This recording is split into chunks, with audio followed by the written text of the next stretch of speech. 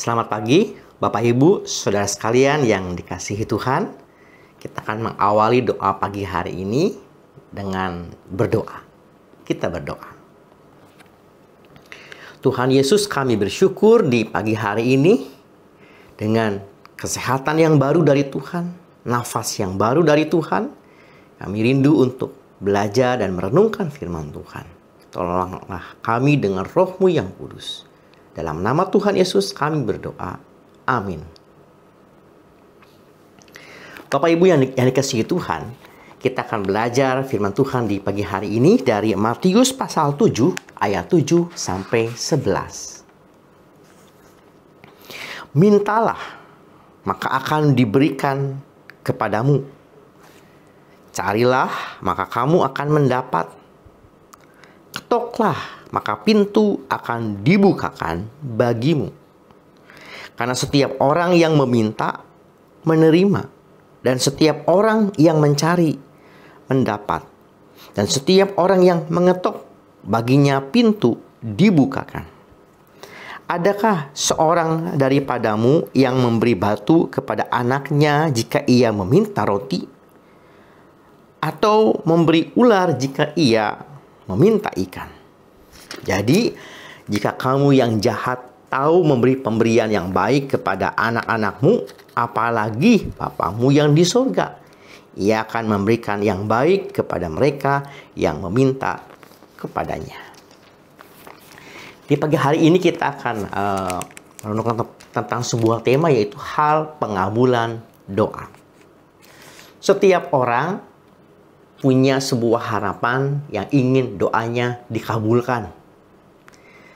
Bisa banyak hal contohnya. Misalkan dalam hal kesehatan.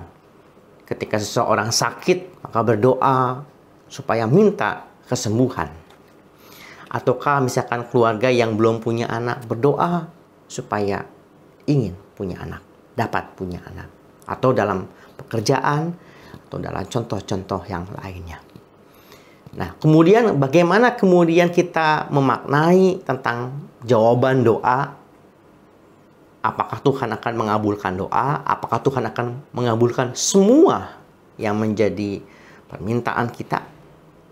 Di dalam bacaan yang kita baca, kita melihat beberapa hal yang menarik yang menjadi sebuah seperti prinsip di dalam pengabulan doa.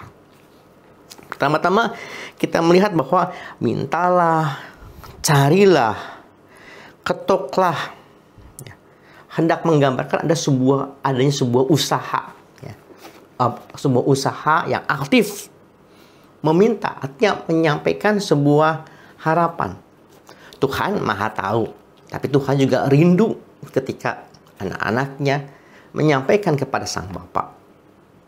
Sama misalkan seperti ketika kita punya anak, kita tahu apa yang dibutuhkan oleh anak-anak kita, tapi kita pun rindu juga ketika anak-anak kita menyampaikan, mengungkapkan kepada kita sebagai orang tua. Nah, lalu kemudian juga carilah, maka kamu akan mendapat. Carilah juga mau berbicara mengenai sebuah usaha aktif, tidak hanya diam saja. Ibarat seorang anak, "Pa, Mah, lapar." Tapi kemudian dia malas di dalam rumah dan tidak berbuat sesuatu apa-apa. Tentu juga bukan itu yang diharapkan. Adanya usaha aktif, meminta, mencari, kemudian mengetok. Mengetok juga adalah sebuah bentuk ungkapan dari usaha aktif.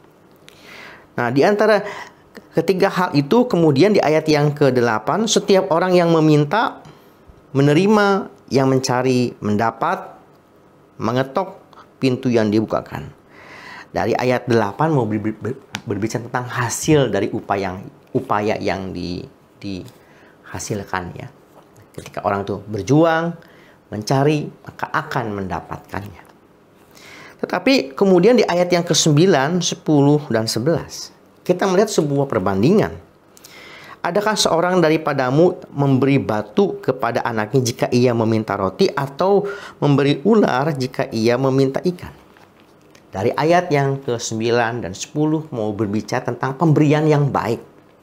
Pastilah Bapa di surga memberi yang baik kepada anak-anaknya, kepada setiap orang yang percaya kepadanya, memberi yang terbaik. Ya, jika di sini kemudian juga digambarkan anak. Kalau anak minta roti, masa bapaknya ngasih batu atau ibunya ngasih batu? Jika anaknya meminta ikan, masa orang tuanya memberikan ular? Orang tua pasti memberikan apa yang baik untuk anak-anaknya. Kita orang yang percaya. Namun yang unik juga selanjutnya adalah di dalam ayat yang ke-11. Jika orang jahat memberi yang baik kepada anak-anaknya, apalagi Bapamu yang di surga. Nah, di sini juga mau berbicara tentang apa? Tentang relasi dan pengenalan. Di sini jika yang jahat tahu memberikan yang baik kepada anak-anakmu. Di ayat ini pun mau berbicara tentang beberapa hal. Yang pertama adalah relasi. Kalau orang tua pasti memberikan apa yang baik kepada anak-anaknya. Pertanyaannya adalah sejauh mana kita kenal dengan apa yang menjadi kehendak dari orang tua. Itu di sini digambarkan orang tuanya. Kalau kita percaya bahwa Allah Bapa yang digambarkan sebagai digambarkan sebagai Bapa Sorgawi, sejauh mana seperti kita mengenal kehendak orang tua, dekat, kenal dan mengenal apa yang menjadi kehendak orang tua. Bagaimana juga kemudian kita mengenal kehendak Bapa di dalam kedekatan dan pengenalan. Apa yang menjadi kehendaknya dan bukan kehendaknya. Dan hal yang terakhir yang mau kita lihat adalah apalagi Bapamu yang di sorga. Kata apalagi mau menggambarkan sebuah perbandingan.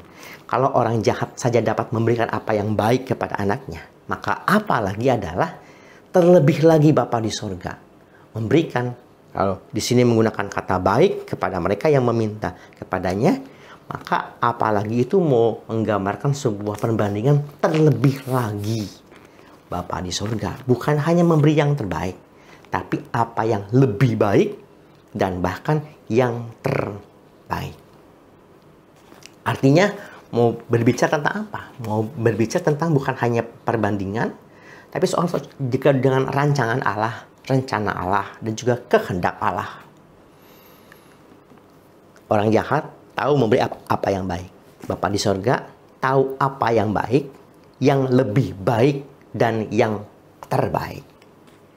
Meskipun apa yang pemberian yang Bapa Sorgawi berikan tentang apa yang baik, yang lebih baik, dan yang terbaik, dapat tidak seperti apa yang kita bayangkan. Kita maunya A. Tuhan tahu apa yang baik, yang lebih baik, dan yang terbaik. Bukan A. Bisa B. Atau bahkan C. Sebuah puisi mengatakan, ada sebuah puisi yang ditulis begini. Suatu kali aku meminta kepada Tuhan bunga, tapi Tuhan memberikan aku kaktus yang berduri. Suatu kali aku meminta kepada Tuhan kupu-kupu yang indah, tapi Tuhan memberikan aku ulat yang menjijikan. Namun berganti waktu berganti waktu, kaktus mengeluarkan bunga dan ulat mengeluarkan berubah menjadi kupu-kupu yang indah. Tuhan tahu memberikan yang baik, yang lebih baik, dan yang terbaik.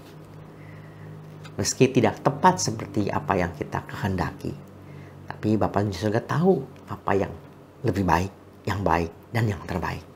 Meski tidak seperti apa yang kita kehendaki. Dalam kehidupan kita ada kalanya kita meminta kesehatan, ataukah kesembuhan, ataukah banyak hal. Tapi Tuhan tahu apa yang baik dalam kehidupan kita. Yang lebih baik, dan bahkan yang terbaik. Tuhan kiranya memberikan kita semangat, sukacita, hikmat, kekuatan dalam berbagai pergumulan yang kita hadapi. Ada kalanya mungkin kita membutuhkan ingin sembuh, tapi Tuhan tahu akan memberikan kekuatan kepada kita. Mungkin dapat juga tidak dalam bentuk kesembuhan, tapi rancangan Tuhan yang lebih baik dan yang terbaik dalam kehidupan kita. Tuhan kiranya menolong kita. Mari kita berdoa. Bapa di Sorgawi, Bapa Sorgawi di pagi hari ini, mampukan kami mengenal di dalam relasi akan kehendak Tuhan, apa yang baik, yang lebih baik, dan yang terbaik. Mampukanlah kami juga semakin belajar mengenal apa yang Tuhan kehendaki. sehingga kami boleh menempatkan apa yang menjadi harapan kami, keinginan kami, kebutuhan kami, ditempatkan di bawah kehendak-Mu. Mampukan kami dengan hikmat untuk mengenal rancangan Tuhan dalam kehidupan kami. Berkati kami di hari ini ya Tuhan. Dalam nama Tuhan Yesus Kristus kami berdoa. Amin. Tuhan memberkati kita semua. Bagi Bapak Ibu yang memiliki pergumulan khusus dan ingin didoakan, bisa menghubungi rekan-rekan pendeta di nomor berikut.